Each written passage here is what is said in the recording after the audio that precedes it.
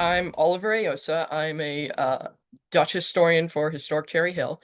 It's a museum in New York, and I have lots of experience with the Spanish court, and I'm going to present on the Dutch Revolution today. So, first of all, we have to talk about the political atmosphere of the Spanish court in order to understand how this conflict even arose in the first place. Um, Originally, the Netherlands were a very uh, divided state. There wasn't a lot of unity between the different regions, and in a way, it was easier to manage for the Spanish rulers because they were so disunified that there wasn't an ability to have a lot of pushback to any policies.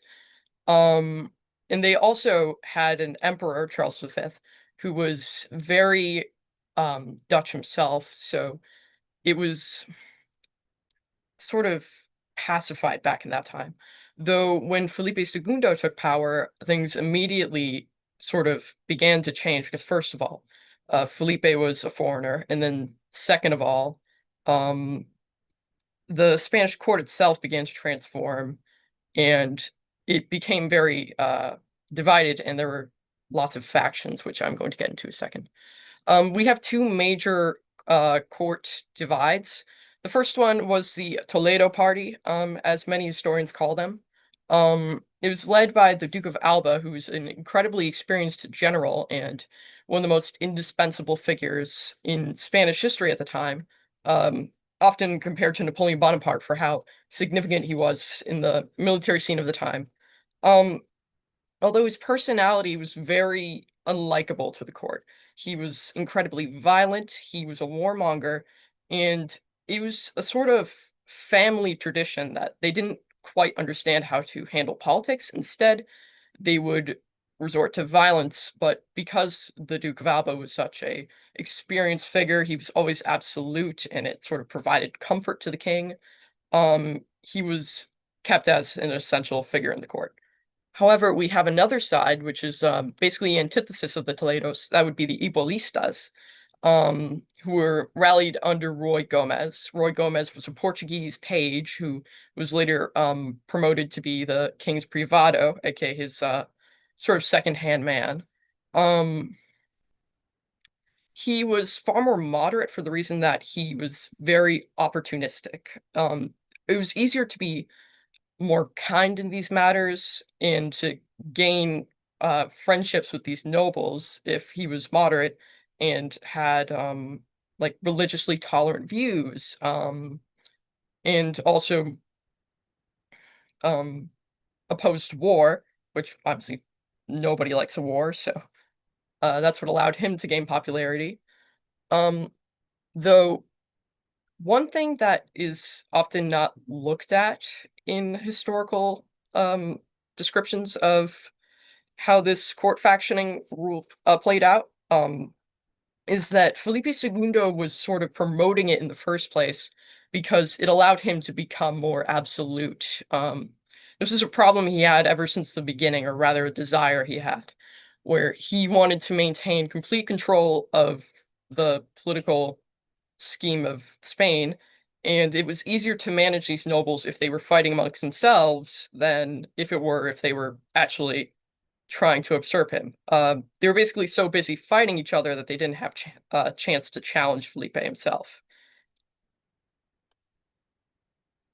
But the issue with maintaining control in such a manner is that when something like the Dutch Revolution comes up, the system can easily be manipulated just the way that Felipe manipulated it himself. We can see that throughout the beginnings of the Dutch Revolution, this is around the 1560s, um, the Dutch began to play off of the court factions by leaning towards Roy Gomez because obviously he was more moderate, and as such he um, was okay with like the Protestant culture of the Netherlands and their Calvinist sort of society. But they also opposed the Duke of Alba, who was far more. He was essentially so much more violent and moody that the king didn't really have a lot of favor for him, despite the fact that he kept him as like the center of government. Um, But yeah, so that was the main driving factor, at least in the Spanish side of things, that pushed forwards the Dutch Revolution. All right, and the first time that we see these quarrels officially come up would be with the problem of Antoine Perrenot de Granvelle and the governess at the time. So as a show of like the spoil system, Felipe did give his half sister Margaret of Parma control the Netherlands despite her inexperience, and as a way to remedy that inexperience, he sent her with the advisor Antoine Perrenot de Granvelle, who was present for several different foreign affairs in Spanish history before. Recently, he had just finished with a war with France in a big treaty called Cateau-Cambrésis.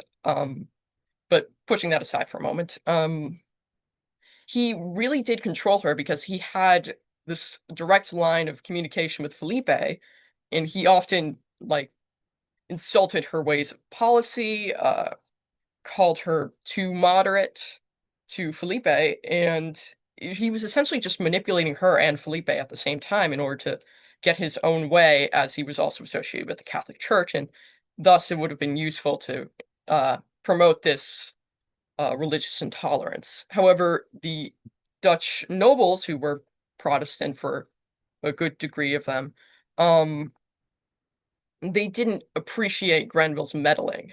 So they immediately began to push for his removal. And this, first of all, when we see the Duke of Alba get violent again, and that strikes back at him, where he calls for all of the Dutch nobles' heads to be cut off.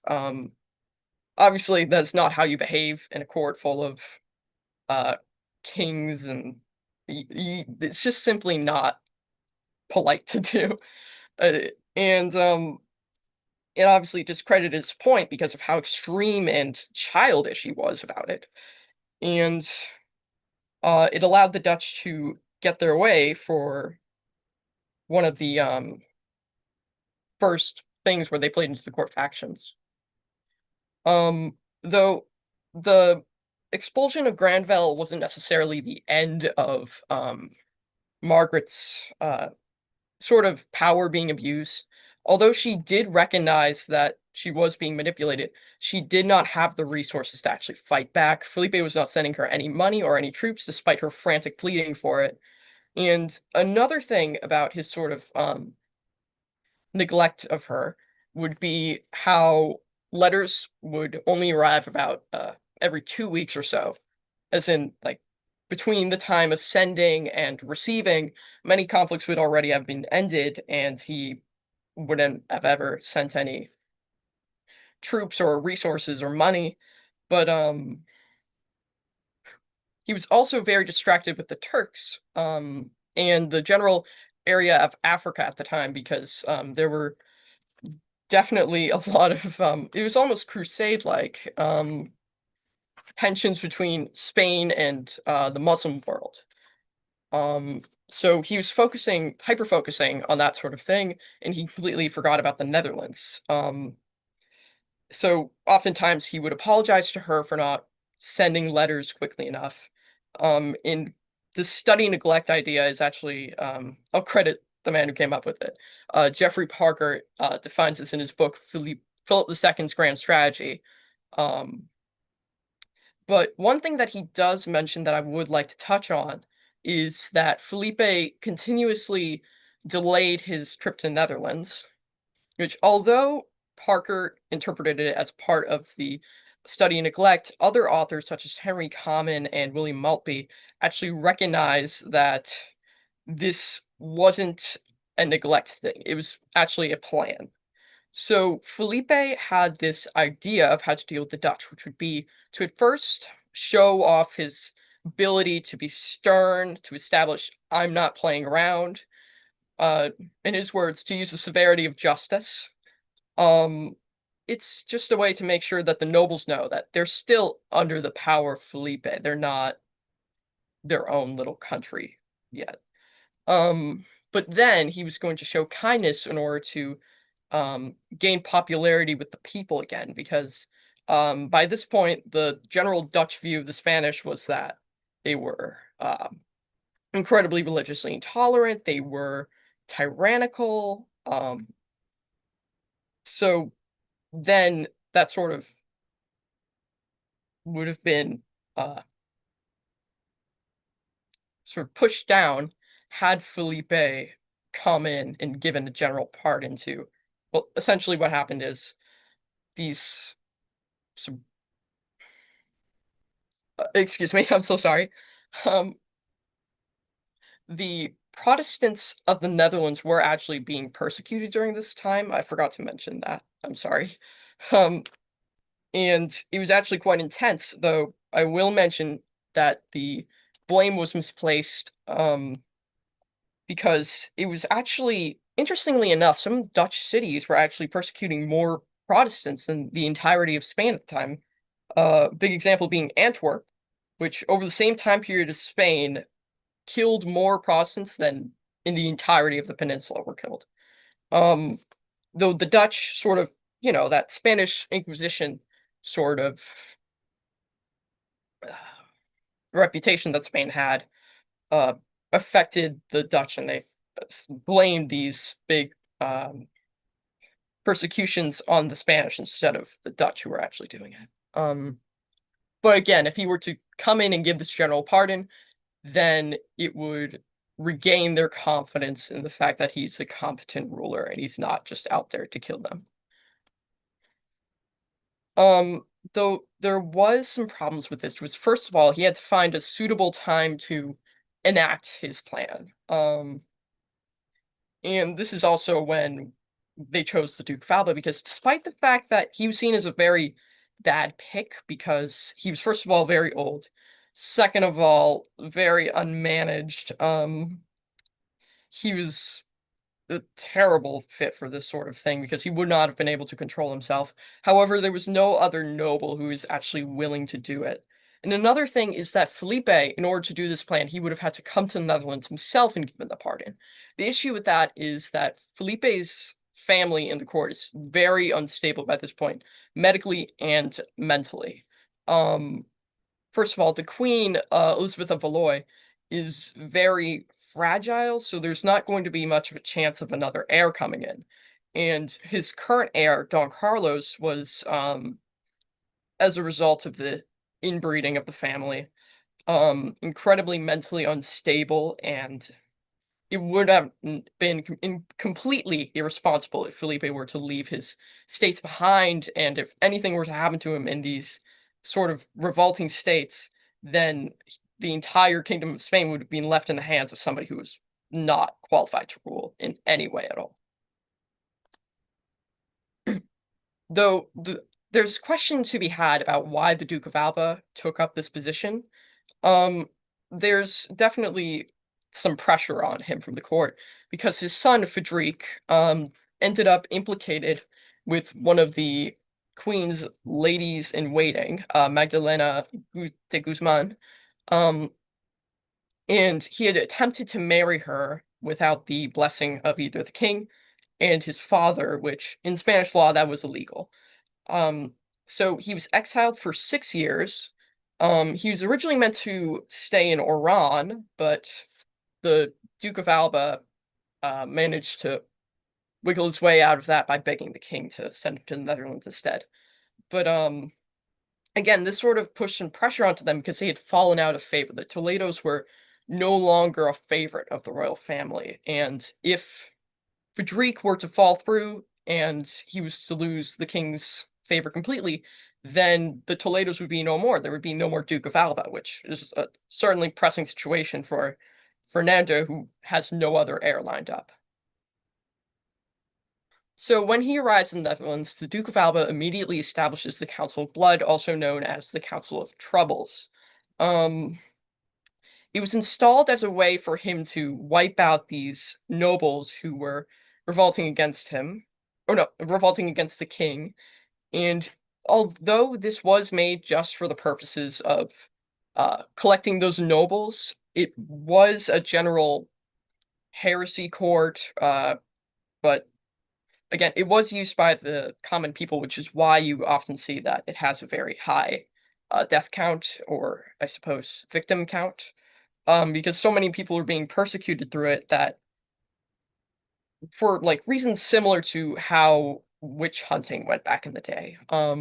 You would accuse someone you didn't like of treason, and then the Council of Troubles was overwhelmed, so it would better I mean, it would be better to be safer than sorry. So oftentimes these cases would go through and many people were executed. However, we're going to focus on the noble side of this, which would be how it was used to push down the Netherlandish nobility and make a spot for the Duke of Alba.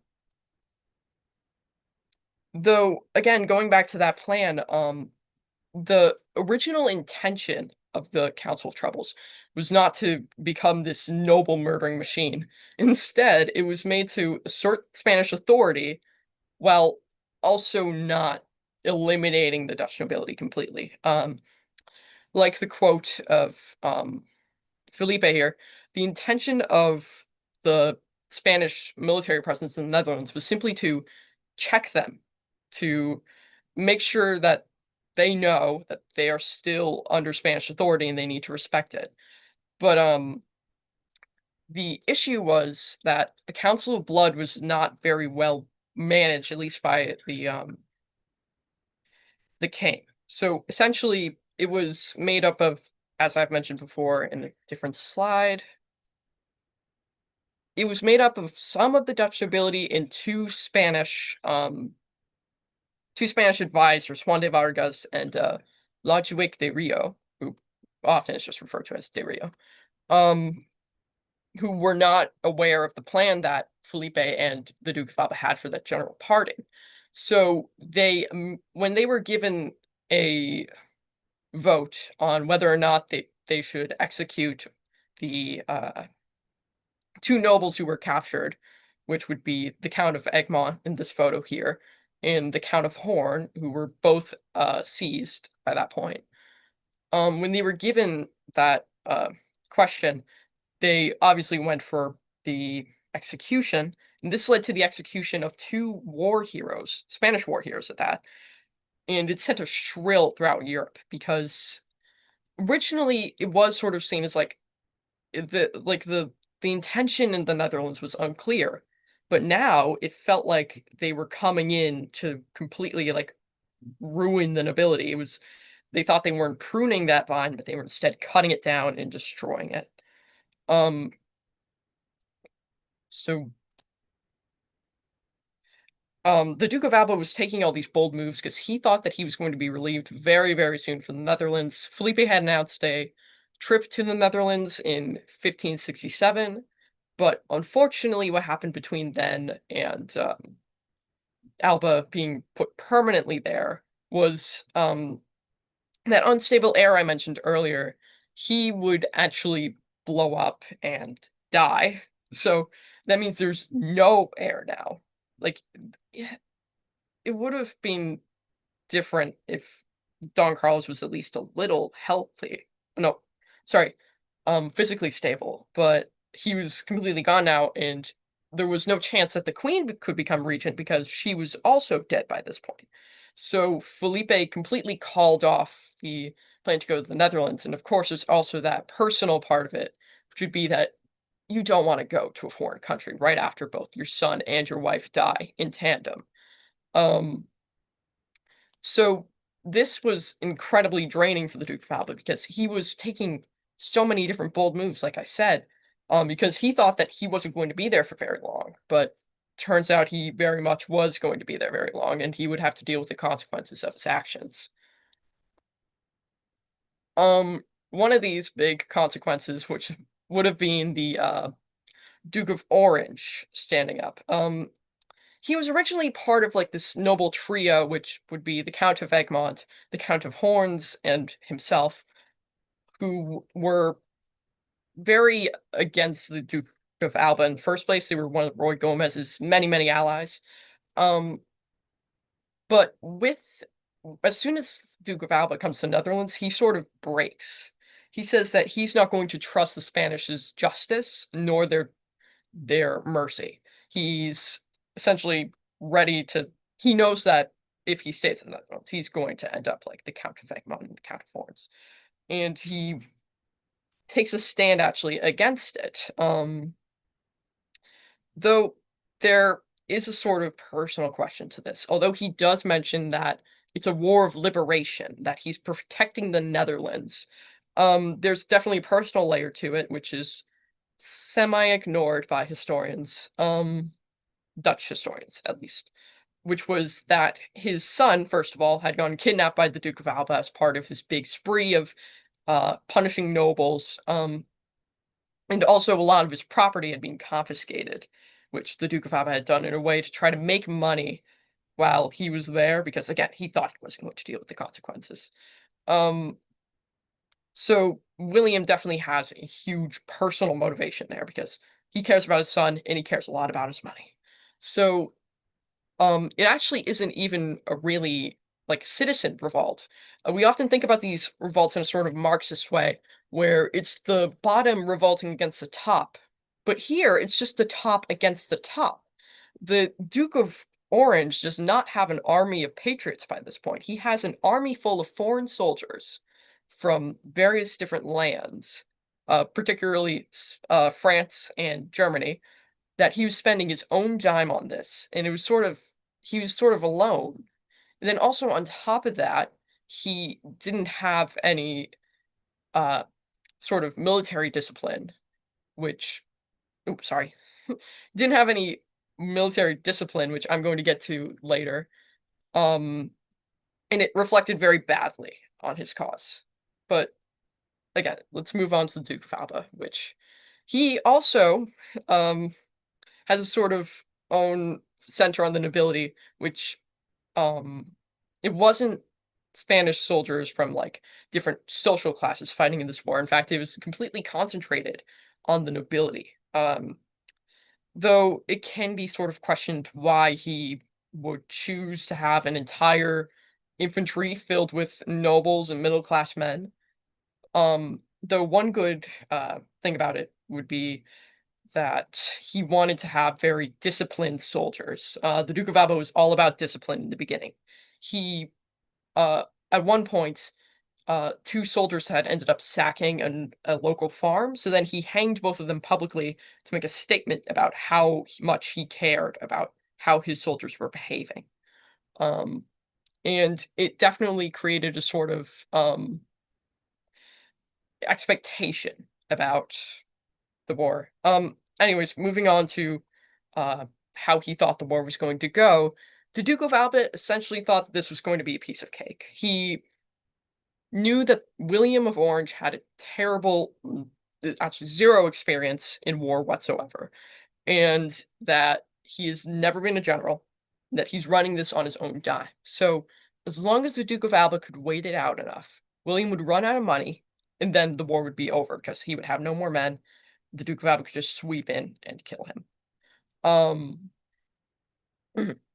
so he was a lot more relaxed about all of this, which led to this involvement of Frederick. As I mentioned, Frederick had been disgraced from the court, and the Duke of Alba sort of saw the Dutch Revolution as a way to give him a controlled environment to begin testing the waters, and being a general, in inheriting the family name.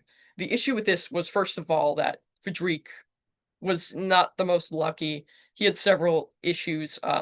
William Maltby often says that we can't really identify them, but one thing can be said that's certain, which is that he felt a lot of parental pressure, and it's this that quite possibly led him to do a lot of completely unjustified and, um, in hindsight, uh, unintelligent mistakes.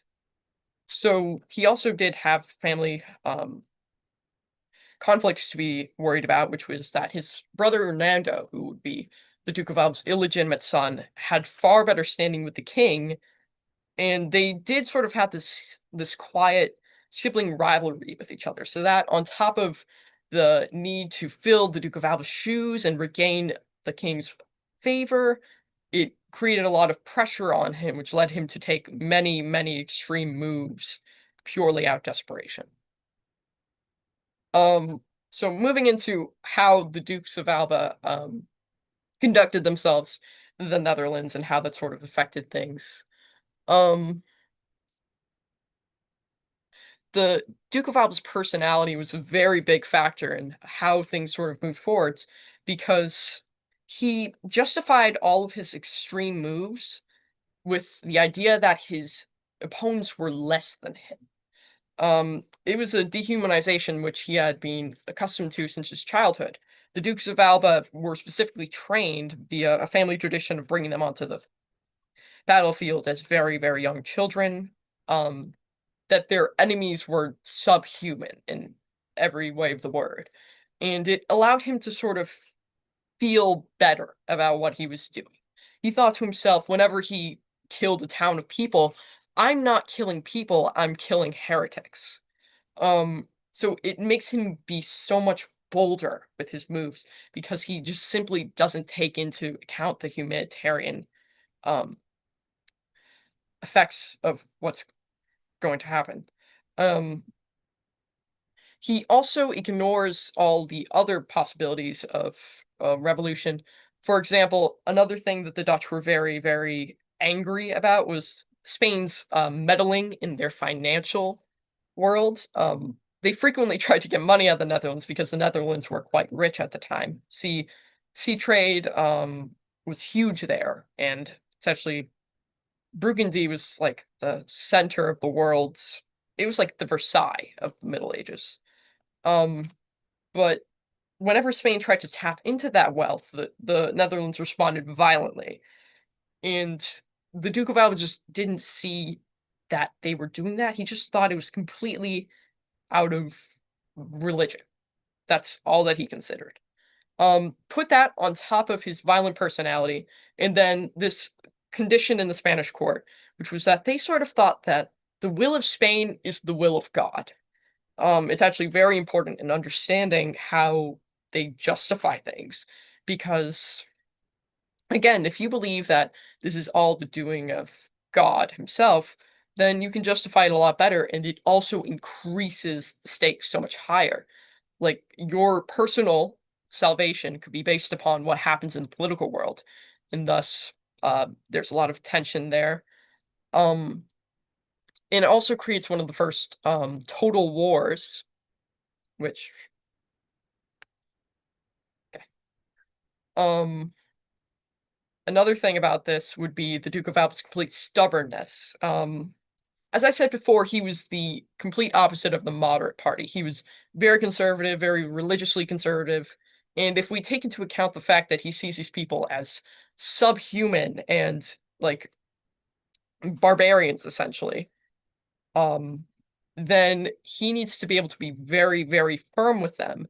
And thus, he refuses to give up a lot of footing when it comes to political issues, which is actually contradictory to the Spanish court's wants, because um, without the Duke of Alba there, the Toledos began to sort of wane, and the Ibolistas took over a bit more. That's Roy Gomez's party. And it's sort of switched Felipe's thinking from uh, maybe I should militarily intervene to I need to stop this as soon as possible. Um, but again, he couldn't really stop all these things that were making the Netherlands revolt, like the 10th penny, for example. It's a um, import tax from Spanish that the Netherlands had to pay to Spain. Um, Whenever he tried to pull back one of these policies that the Dutch didn't like, Fernando would refuse to enforce it because he thought that if we gave them even an inch, then they're going to think that everything else is okay. All right, so another part of this is, I've said this before, the Spanish court did not want a war by this point. First of all, the treasury was already unstable. In 1548, they adopted a sort of Burgundian style of life, which is high court maintenance, lots of money because there's tons of employees. Everything is, it's like I said, it's like Versailles. It's entirely, it's over expenditure, and the Spanish court hadn't really come back from that. And then take into account all the other fronts they have going. They have conflicts with England. They just came out of one with France.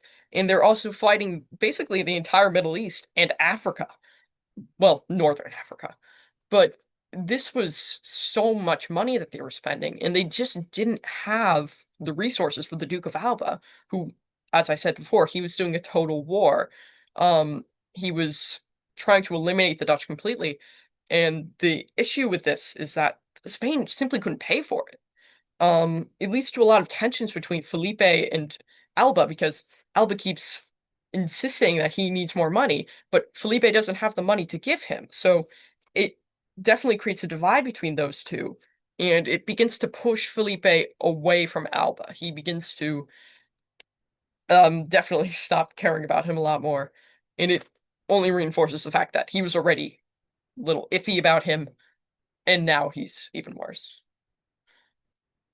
Um, so, like I mentioned, this total war, allow me to explain that a little bit more now. Um, Originally, in the beginning of the war, the Duke of Alba was the more formal one. It was the Prince of Orange's troops who were the ones who were sacking towns, causing havoc. And the Dutch originally, ironically, um, preferred the Duke of Alba because he was more formal. His troops would not sack you, and they were also sort of worried about what he would do to them had they not surrendered. Another thing is the Dutch, according to Alba's secretary Albanaz, they sort of acted like a young wife running to her elderly husband when an intruder breaks in. They don't really like the Duke of Alba, but they'd rather him than the Duke of Orange. However, by the time we hit 1572, this completely switches. Um, First of all, like I said before, the Duke of Alba was originally the one with the money. Now he's not. The court can't pay for this. And on top of that, his troops are getting rowdy because he can't pay them. So what he does instead is he sacks several different towns and he allows his soldiers to commit burglary, murders, rape. It was a sort of way of paying them their salary and uh, sort of allowing them to commit all these deplorable acts. It was a way to keep them satisfied with that money. Um, Now it was the Duke of Orange who's the one who was not sacking villages and treating the people with respect. And also, the Duke of Orange had recently gotten backing from France, ironically, because they had just finished a war with Spain and made a treaty with them. But also, Elizabeth I began to send in resources as well, which again, it makes the Duke of Orange a more official, disciplined figure here. So then the people sort of flock over to him instead, and it was a complete switch. And Alba definitely felt the whiplash, and so did the Spanish court, who quickly wanted him out, out, out, in the quotes of one of the advisors talking about what the Dutch thought of the Duke of Alba. Um, they saw it as a way they need to immediately get him out of there if this was ever going to get resolved, because after about 6 years of conflict, the Duke of Alba was only worsening things. He was opening up that bleeding wound even more. So he is originally actually allow me to talk about one of the first replacements. They originally tried to replace him with the Duke of Medina Kelly, but Alba refused to go. So then they made a much more formal request, or I guess a demand, to get out, with Luis de Requesens, who would take over for the Duke of Alba in 1573, and also establish peace in the Netherlands to a degree. He would First of all, when the Duke of Alba leaves, he immediately begins trying to negotiate and ending the war. Um, Interestingly enough, the Spanish are still militarily there. The war isn't over, despite the fact that they're trying to end it as soon as possible. Um, and ironically, it was William of Orange who stopped these peace proceedings from going in truly, because in 1576, that's when they finally came to an agreement called the Pacification of Ghent, where the Netherlands would be sort of like a subset state of the Spanish, where they would have their own sort of queen, but they wouldn't be an entirely lone nation. Um, it would be the Duke of Orange who prolonged the conflict by refusing to accept that. He wanted complete independence. He wanted to be king. of the Netherlands, and he would accept no less than that. The Duke of Alba was actually removed from these things completely, um, likely because of his misconduct in the Netherlands previously. But in the end, by 1582, there was a system set in place for the Netherlands to be their own sort of thing. However, this would always continue to be a problem with the Spanish. There's a reason why the alternate name of the Dutch Revolution is the 80 Years' War, because it does not end with the pacification of Ghent in 1576. The Netherlands continue fighting for their independence up until the 1620s. I believe it was 1621 that they officially became a nation. But they would continue to sack the Spanish. They would um, drain money from the treasury just with this huge war that kept going on. But the Spanish were so attached to having the Netherlands that they never were really able to accept that they wanted to be their own nation. But yes, this would also eventually lead to the collapse of the Spanish Empire, because again, they were losing all of their territories, and this was just one among the many, many, many different areas that they lost as the monarchy became weaker. But yeah, that pretty much concludes everything that I had prepared to say. I think I'm going to open the question and answer thing now. Hi, yes, Oliver. Pardon, we're a little behind on time, so but we have two questions here, one from me, one from the audience. Mhm. The first is it's kind of unclear, I think, or maybe even debated the character of the Dutch nobility. Are they really, should we characterize them as these revolutionary proto-nationalists? Or are they simply elites trying to maintain the gains and privileges of the Habsburgs? Um, and my question is actually not which one are they? My question is, do you consider this to be a useful question or distinction? Mhm. I definitely consider it to be a very useful question because it's the one that I've continually asked myself, and it's still very hard to answer. It completely transforms how you sort of look at the revolution because it essentially it sort of explains how things worked out. I'm very sorry. I'm very jittery. Um, Oh, but sorry, allow me to rephrase that. I believe that it's a very useful question in sort of addressing this because a sort of problem in the popular culture of looking at this revolution is that it's a revolution. It's how we usually see it as from the bottom to the top, and that these elites were sort of always for the people. But they weren't really. It was sort of a split because occasionally they were when it was useful, but they also did really want to maintain that power they had under the Habsburgs. They still wanted that favor. It's just that when Felipe began to pull back on their rights, they began to get upset because they wanted to maintain the power that they had. Did I answer that question correctly? you're the expert. I felt my question was answered. And then the next one from the audience is that you chose in doing this research project um to talk about the character of the nobility in both the first and the second revolution. Does Oh, this yes. imply that their disposition is the same between the two revolutions? Oh, Um, yes. what went Um, behind that decision of framing it with the two revolutions, I think, is the question. yes. I'm very sorry. I believe I neglected that part of my presentation, and I'm sorry for interrupting you. But it so historically with the chronology of the thing, um, the first Dutch Revolution is 1566 to 1568. There was about a year of space between the first and second one. That's why we sort of consider them first and second. Though the Dutch nobility acted the same throughout both of them. It The only difference I can sort of think of is in the second revolution, they were more geared towards the people and pleasing them than in the first one, which was completely of their own volition. Okay, that's it. That's interesting. Mhm, Um, all right. Well, thank you, Oliver, for a fantastic, incredibly thorough and rigorous presentation into this incredibly important epoch in mhm. history. All right. Um, Thank you so much for letting me present.